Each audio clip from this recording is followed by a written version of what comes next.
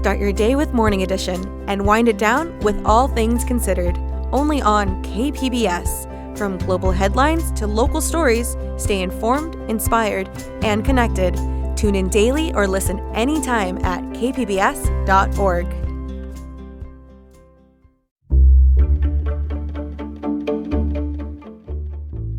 Good morning, I'm Lawrence K. Jackson. It's Thursday, August 21st.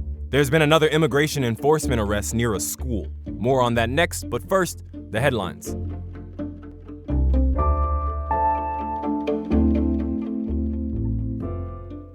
CBS 8 reported that dozens of National City residents gathered Tuesday night at City Hall demanding stronger rent protections.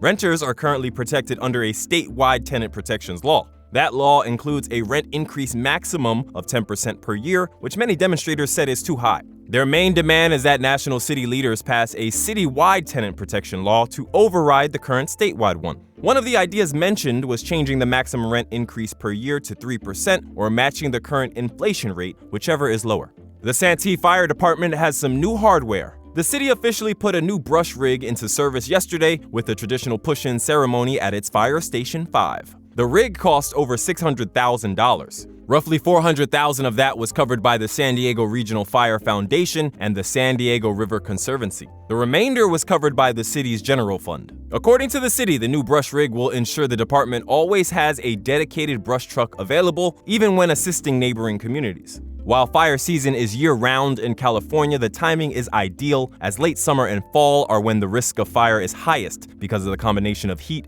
dry vegetation, and winds.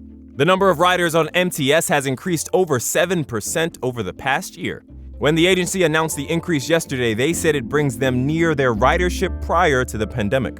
MTS also reported that annual ridership passed 80 million trips in the last fiscal year, up 5.5 million from the previous year. The agency credits the bounce back to investments made to improve reliability, safety, and service, as well as adding more bus routes. From KPBS, you're listening to San Diego News Now. Stay with me for more of the local news you need. Hi, I'm Dr. Rachel Jans, Associate Curator of Modern and Contemporary Art at the San Diego Museum of Art.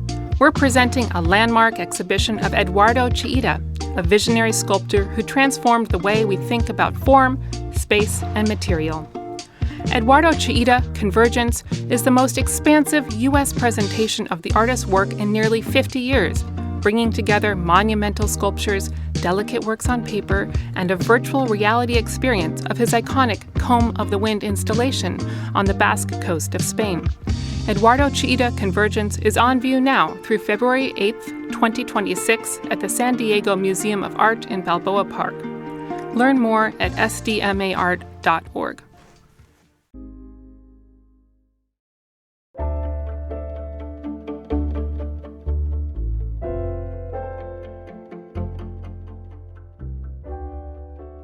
Yesterday morning, federal immigration agents arrested a man near Parkdale Lane Elementary School in Encinitas. This is at least the third immigration arrest near a school in San Diego County this month. Reporter Gustavo Solis says elected officials are condemning the arrest. Let him say goodbye to his family. Video circulating on social media shows the arrest on a sidewalk near Parkdale Lane Elementary School in Encinitas. School district officials say ICE agents arrested the man before school Wednesday morning. He was on his way to work. ICE agents forced the man into a truck as his wife and daughter try to say goodbye. Mama, you do what you need to do. It's okay, baby. It's okay, baby. It's okay. The North County advocacy group, Alianza Comunitaria, shared a video on social media.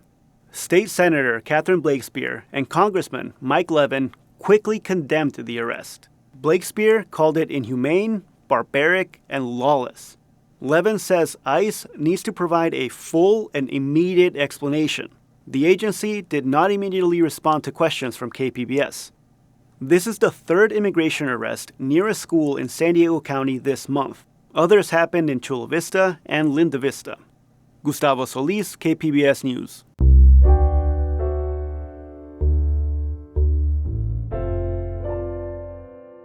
Many of the new homes San Diego is building are right next to a freeway. Reporter Jake Gata looked into what it's like living in those homes.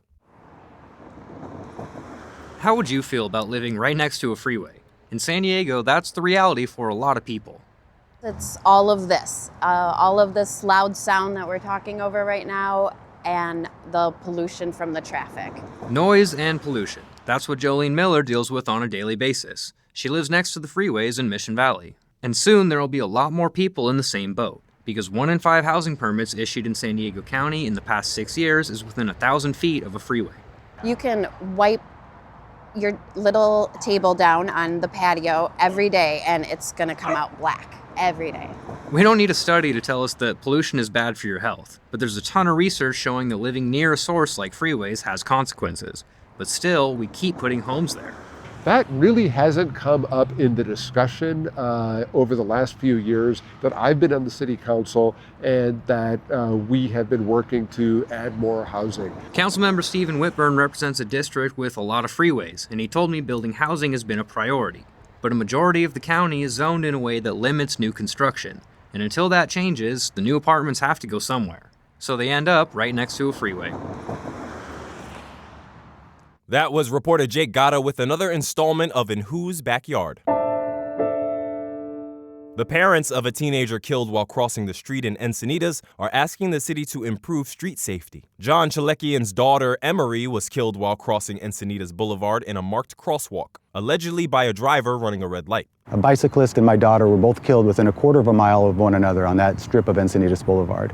That quarter of a mile of Encinitas Boulevard has taken more lives this year and has put us over the San Diego County annual average per 100,000 deaths. He wants the city to declare an emergency to tap into state money for safety improvements. Officials with the city of Encinitas said in a statement it has, quote, continuing commitment to maintaining street and traffic-related safety, end quote. They also said they could not comment further because of possible litigation. San Diego could soon pay hotel and other tourism workers a higher minimum wage. In our latest Why It Matters segment, Voice of San Diego's Scott Lewis said that's created a new player in local politics. The San Diego Padres recently did a poll of San Diego voters. Unfortunately, it was not about whether slugger Ryan O'Hearn should get more playing time or if the team should host a journalists' appreciation night. No, it was about politics. The team asked respondents if they knew the city council is considering adopting a minimum wage increase to $25 per hour for all tourism employees. And it asked, do you think the Padres should actively support this proposal? Right now, the minimum wage in the city of San Diego is $17.25 per hour. The city council is set to decide soon on whether to require hotels and the tourism industry to pay a minimum wage of $25 per hour. The draft law would also include event venues like Petco Park. The Padres do not like that, and they appear to be ready to become more politically active. Here's another question that the Padres asked voters in their survey. Quote, suppose there was a candidate for local public office that you generally disagreed with and opposed. If the Padres organization endorsed that candidate for local public office, would that worsen your opinion of the Padres organization, or would that make no difference to you? The Padres have always had to deal with politics, but endorsing candidates is a much bigger step. We'll see if they take it. I'm Scott Lewis for Voice of San Diego, and that's why it matters.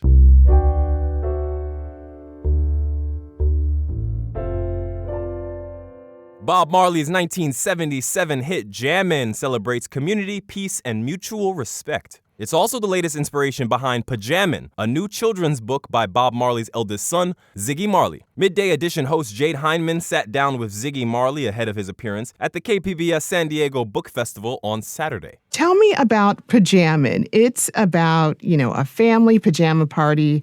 Tell me about that. Yeah, I mean, it's about my family, my immediate family. When I started writing this, I had 4 young kids. And we used to communicate through song, through making up my little jingles here and there to get them to do stuff, whether it's if they're going to brush their teeth or if they have dinner time. I usually communicate with them through song or, make up a little rhyme or something. So pajamin' is, it's a part of how we communicate with our children. And, the book is based upon my father's song, Jammin', in terms of the energy and the vibe and the melody of the idea. But, yeah, it's just a way of communicating, some things to the kids, really.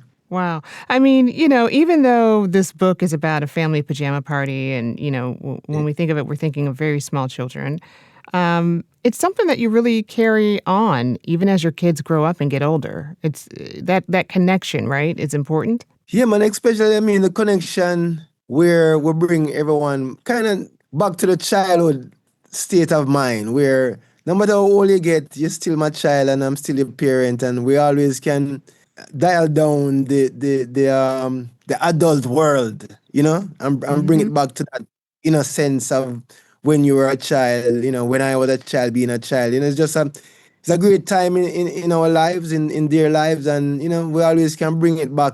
Yeah, absolutely. I mean, so throughout the story, you really weave in lyrics from that iconic song we just heard, Jammin'.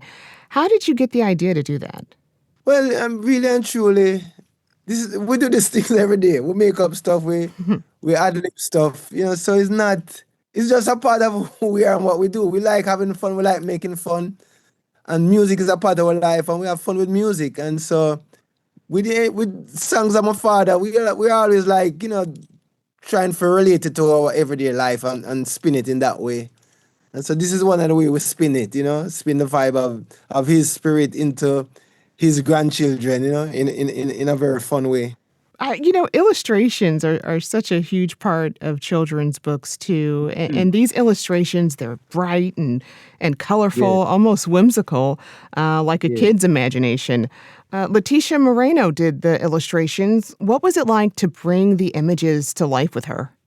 Yeah, I mean, I just say images, colors, especially for kids, are very important. It's the full spectrum of their how they receive information. It's not just one way. It's in colors, it's in words, it's in sound, and so it's a back and forth. It's a collaborative process.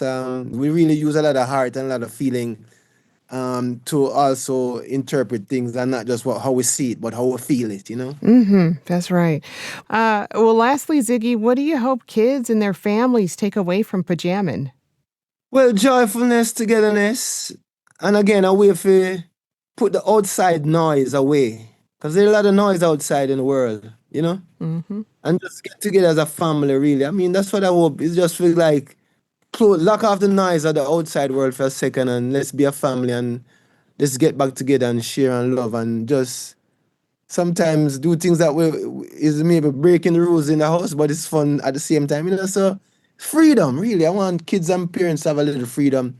And then we can get back to, okay, you got to go to, you got classes, you got tutoring, you got soccer, you got this, you got that. Kids are so busy these days.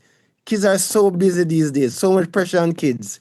Let's take some pressure off the kids, and have some fun, That was musician and author Ziggy Marley speaking with KPBS Midday Edition host Jade Hindman, and we hope you'll jam with us on Saturday at the KPBS San Diego Book Festival. It's from 10 a.m. to 4 p.m. at USD. More info can be found at kpbs.org/SD Book Festival.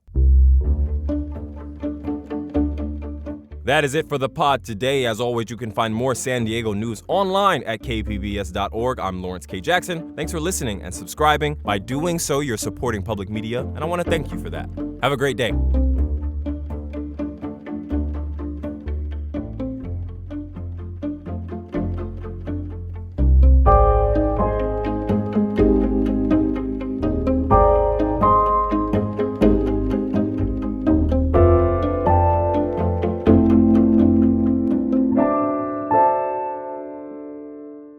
KPBS On Demand is supported by the San Diego County Toyota dealers, presenting a new 2025 RAV4 with on- and off-the-road versatility and available all-wheel drive with gas, hybrid, and plug-in options available. Visit your Toyota dealer for more. The San Diego County Toyota dealers. We make it easy.